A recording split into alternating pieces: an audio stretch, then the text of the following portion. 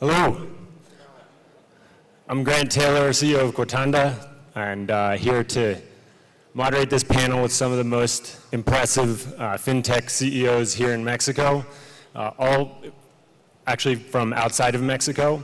It's a pretty interesting mix. We've got Chilean, a gringo, actually two gringos here, an Iranian who's also half American and also Mexicanized as well, and a Chilean. So everyone introduce themselves and speak a little bit about their business so you get a sense for what we're doing here. Why don't you kick it off? Sure. I'm Gonzalo. I'm CEO of Cumplo. Cumplo, it's a marketplace lender for SMBs. We finance growth, short-term growth, capital needs for SMBs. We've been around since 2012 and in Mexico since 2018. So we are helping those small and medium-sized businesses that are starving for capital to grow and have already proven their product or service successful to really grow and develop this market. The co-founder, or the founder and CEO of Cuenca. Cuenca is an alternative to a bank account for Mexicans who are unsatisfied with the options that they have today. You can go to the Play Store or the App Store right now, download the Cuenca app, and in 5 minutes, using just an ID, open an account. Once you've opened the account, you'll have a 18-digit clave, which is like a Mexican bank account that you can use to receive money from any bank, including your payroll. You'll also receive a Visa debit card number, a virtual one, immediately that you can use on services like Uber and Netflix. You can also pay around 80 different bill payment providers, different services, including some credit cards and mobile phones. And if you request a physical Visa debit card anywhere in Mexico City, you'll receive it in less than 90 minutes, anywhere from 9 a.m. to 9 p.m., 7 days a week. But I think the part that differentiates us more than anything in the market is our customer support is via WhatsApp, 8 a.m. to 10 p.m., Monday through Friday, 9 a.m. to 9 p.m., Saturday and Sunday. Before Cuenca, I co-founded and was the CEO of Balance, an online payments processor that was backed by Y Combinator, Andreessen Horowitz, and Brian Chesky, the CEO of Airbnb. In 2014, we processed over $500 million in card volume, including bank transfers. We processed over $1 billion in 2014 and sold the business in 2015. Thank you. Yeah, so my name is Nick. I'm originally from New York. My background is I'm the co-founder and COO of Finerio. Finerio is essentially the first personal finance manager that was totally automated in Mexico. We started this a couple of years ago in a market that didn't have any connections to banks available. So we built everything from scratch. And what we do is we essentially put all your bank accounts together in one place. We categorize all your transactions, and you're able to take a clear control of your personal finances in that way. We show you kind of how your budget's going, how your cash is going, how your investments are going, everything, all in one place.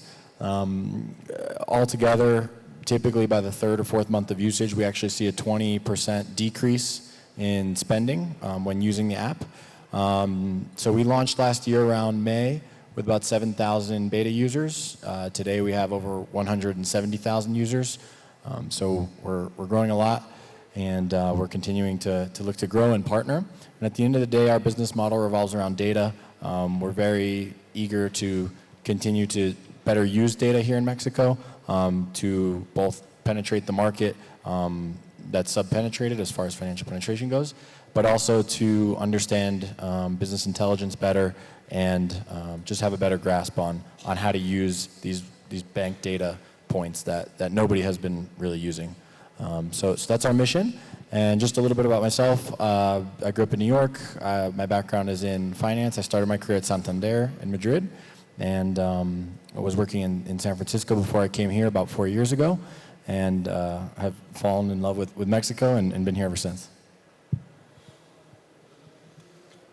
Well, my name is Felipe Echandi. I'm actually Central American. I'm Panamanian, Costa Rican, Nicaraguan.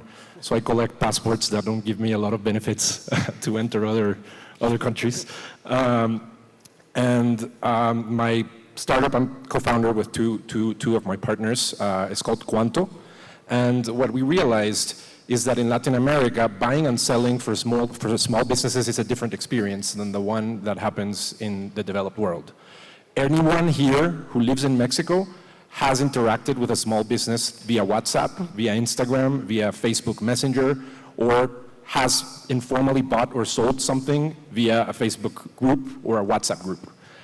So we realized that the experience for small businesses is different, and 6 out of 10 businesses, formal and informal in our region, don't have employees. They're managed by one person.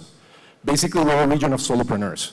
So what we're doing is we're creating tools for these solopreneurs to accept payments, to create a website directly from their phones that's optimized for social media, and that allows them to sell with their customers through the way they communicate with them. We launched in Central America, and we're preparing to launch in Mexico, so I'm super excited to get addicted to Mexico like other people here. It's an amazing country you guys have, and there's a lot of potential and a lot of need. And we see many similarities that we've seen in Central America here. About myself, I used to be an attorney, and I was in the sort of other side of the spectrum on bureaucracy and paperwork, and I could empathize with seeing my customers basically suffer through all the super manual labor that they have to do to start a business. We believe that anyone with a phone in our region should be able to start selling through the way they communicate with people in 5 minutes without any bureaucracy or any crap, basically. So happy to answer any questions, and I'm super excited to be part of this panel. Great. So obviously, Mexico is exploding with entrepreneurship right now. A lot of international entrepreneurs coming down here as well. It's a huge market, rapidly digitizing. But for each of you, why Mexico?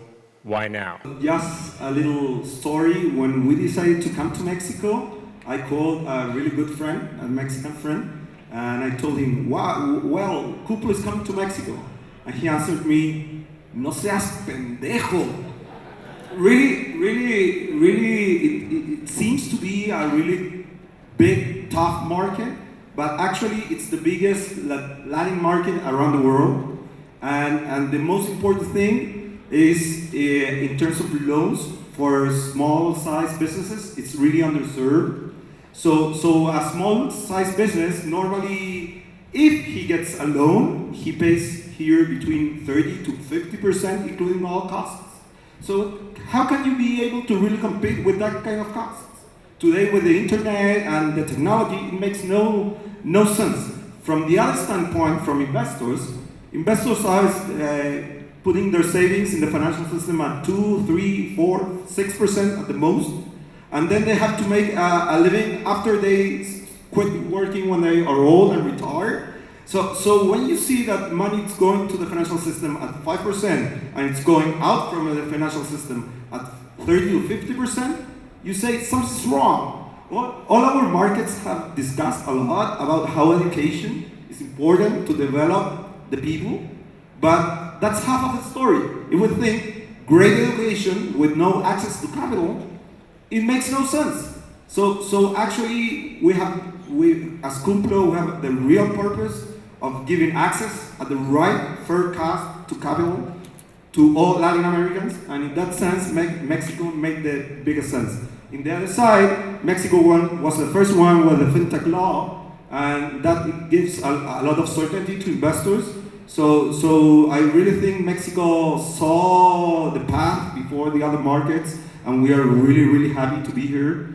In a year and a half, we already done more than $20 million. As a platform, we have done more than $600 million in loans, more than 20,000 loans. And only when they say it's very difficult to assess risk to SMBs, actually you have to assess risk differently. Our NPLs, non-performing loans, are less than 0.7% across the board in 7 years. So we really think this is the way to go.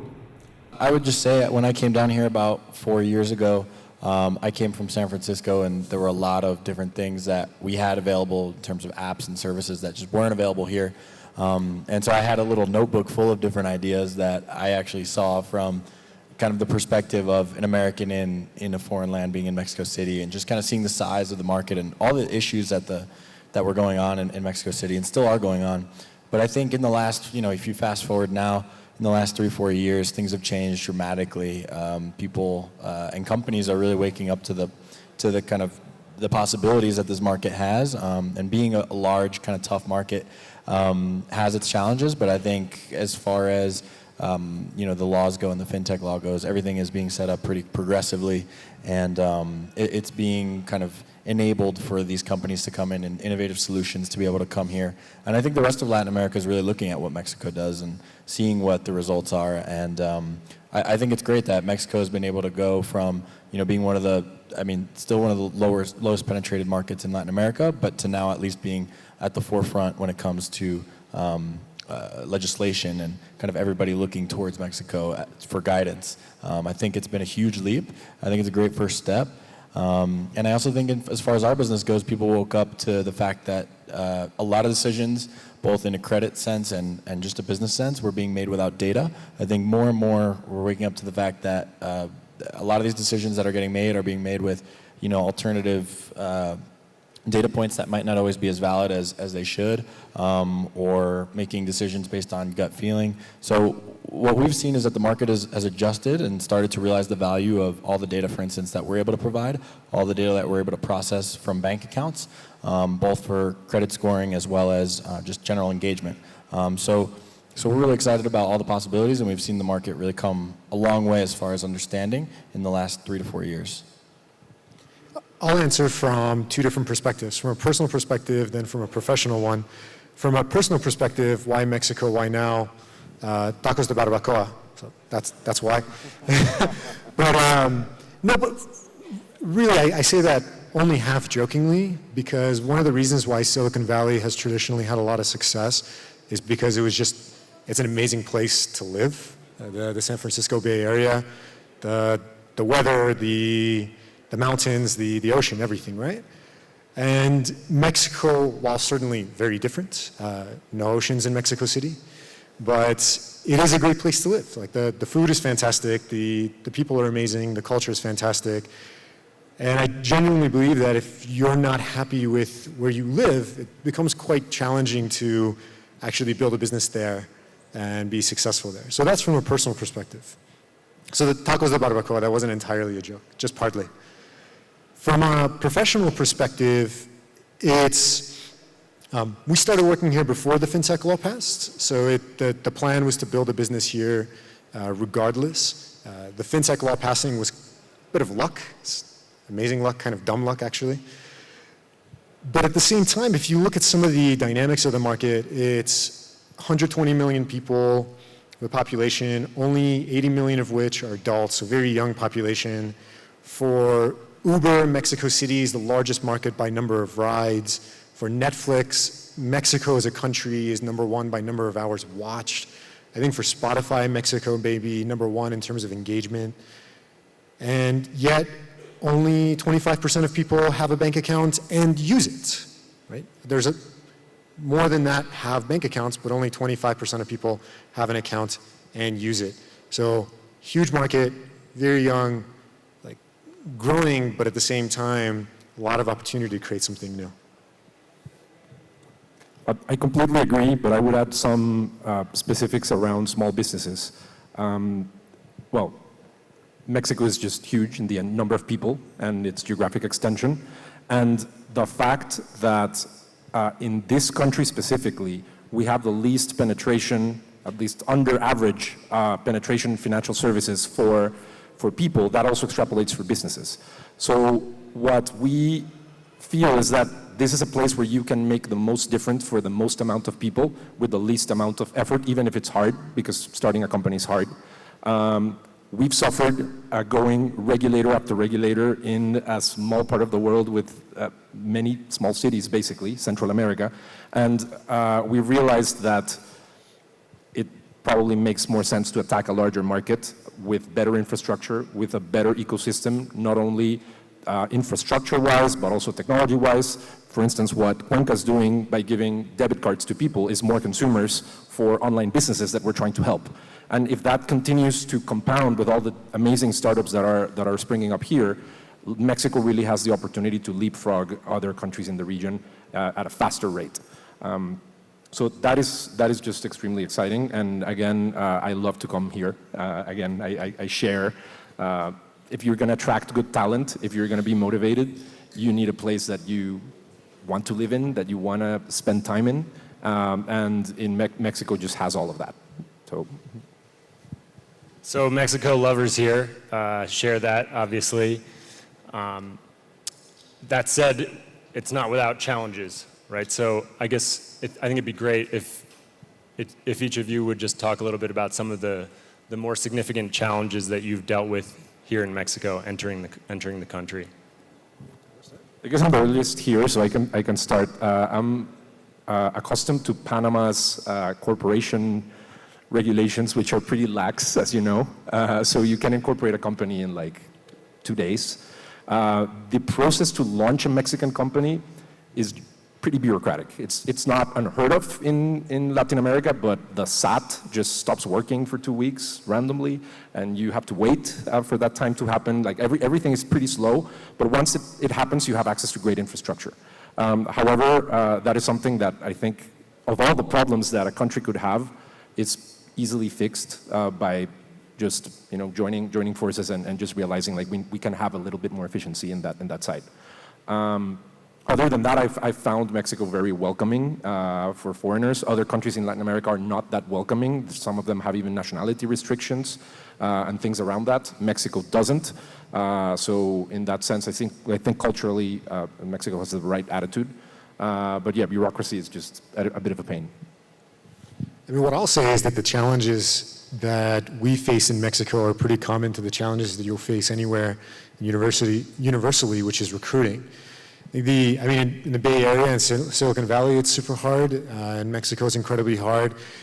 But the difference is why it's challenging here, and understanding some of the dynamics of how to recruit here. So the advantage is you have amazing universities on the technical side, like Politécnico, UNAM, ITAM, and I could keep going. From my perspective, like Politécnico is at the same level as Berkeley, right, in California. So it's graduating just huge numbers of people. Student population in Politécnico of 185,000. This is like bigger than any US university by a factor of like 6. But then the challenge is that on the technical side, when recruiting, is that a lot of the engineers, once they start to become managers, they stop coding. So they'll become a Scrum Master and kind of get away from coding, and then they'll become a manager and then completely stop coding. And then if they become a director, then they don't even look at the code. That's kind of like the standard career path. And I think it certainly used to be that way as well in Silicon Valley. But generally the way it is right now is I know CTOs who have hundreds of people under them, and they still contribute to the code in some way, or they review code in some way, and are far more hands-on. So the challenge for us has been finding people who have this balance of experience, but have not yet reached the point in their career where they've stopped coding. Yeah, I think related to that, one of the challenges behind recruiting as well is changing the mindset of what it is to be successful here in Mexico. Traditionally, I think the corporation has been really held in high regard, both for its stability aspect, but also for things like pensions and just other kind of benefits. And so I think that's slowly changing. I think it is hard to find still people who have this startup chip or mentality of being able to be flexible, being able to kind of understand a little bit of the uncertainty of what it is that a startup might go through. And I think little by little that's changing, and I think it's changed in the US over the last 10 years, whether it be kind of the center of gravity going from Wall Street to Silicon Valley. But I think that little by little Mexico is evolving, and the more startup success stories we have, the more it's going to become much more sexy to go work for a startup, and our job is going to be a little bit easier to recruit. And just kind of, I guess, linked to to that, I think I just go back to one of our main challenges, which has been getting corporations and banks and financial institutions to understand the power of the data that they're sitting on, or the data from other institutions that they should be analyzing. So we've experienced, things where we go through and we're able to kind of hand over some data points to certain clients, but they don't really understand what it means. So for us, the challenge has been really starting to chew that up for them and help them understand it in a more digestible way so that they can actually improve their bottom lines. So that's been a little bit of our challenge, but I think little by little as the market goes along and startups do become more successful, we'll see much more attraction of talent, and we'll see a much bigger understanding of how it is that we can contribute to financial institutions and larger corporations. In our case, when we came here, actually talent people were not really the issue, because when all the people that work for Cumplo, we are aligned on the purpose. Having a fair, more just financial system really drives people. So we auto-select, and people come to Cumplo because they really believe in this is a need. Where we had a big challenge in the beginning was having customers that would want to invest in SMBs, because it is kind of weird that actually Mexicans don't trust a lot Mexican SMBs.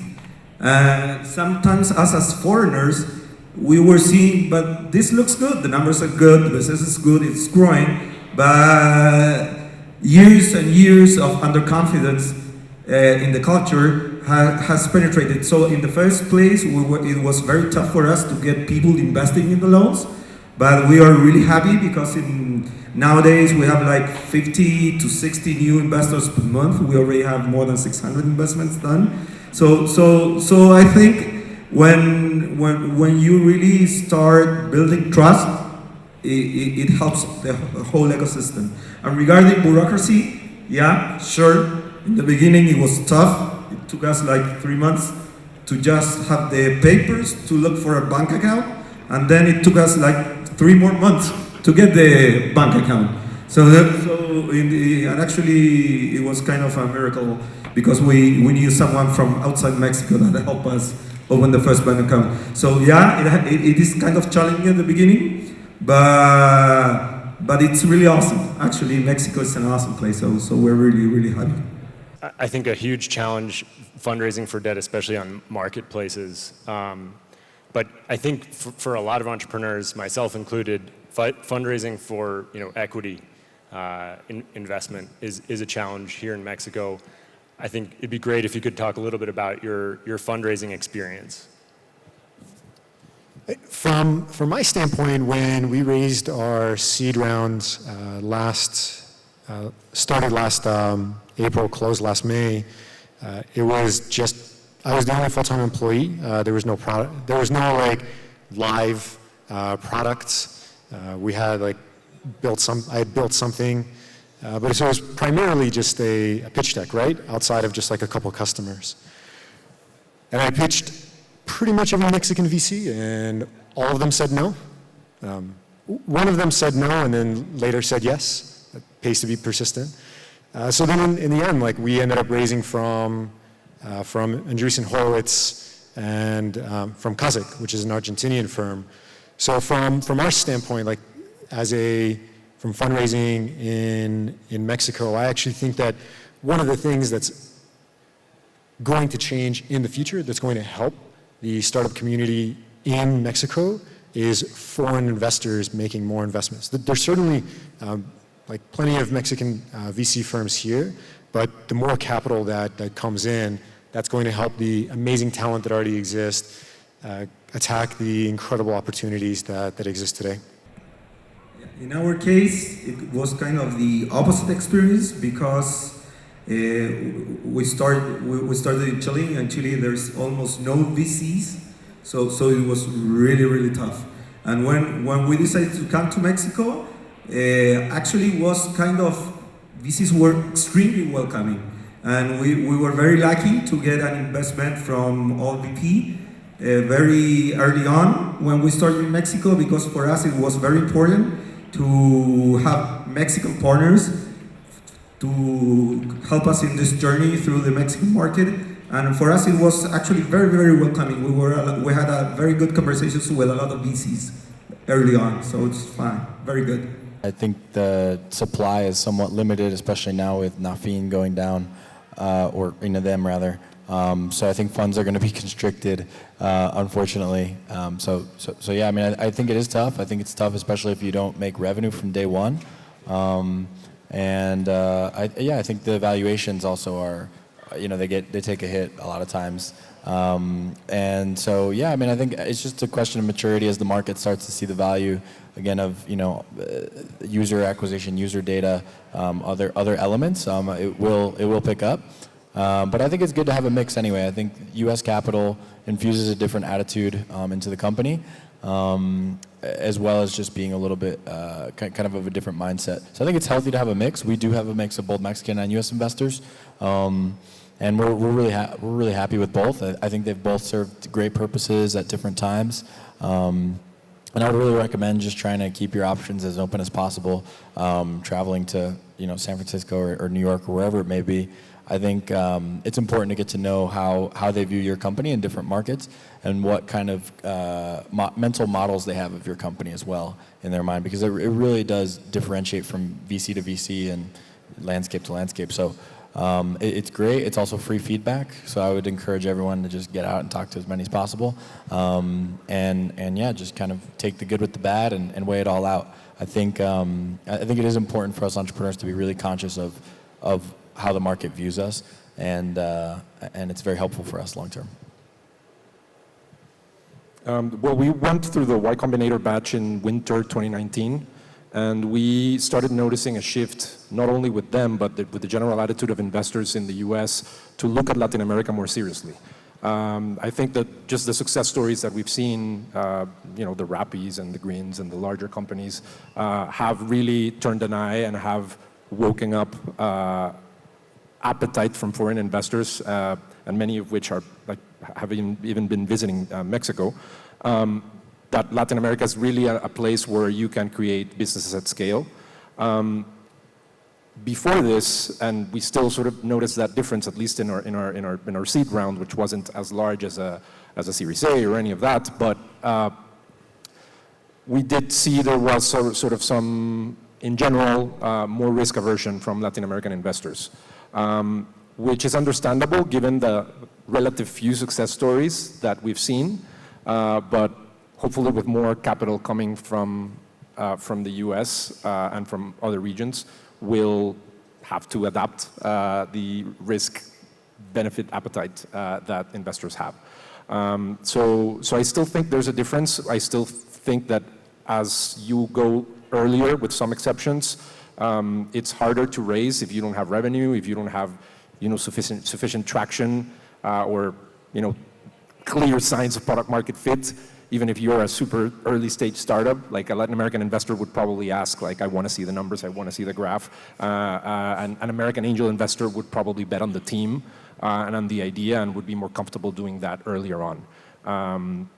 That's at least my perception as a Latin American entrepreneur. I know this is changing, and relative to other parts of Latin America, Mexico is a great place to fundraise, even with the problems we've discussed.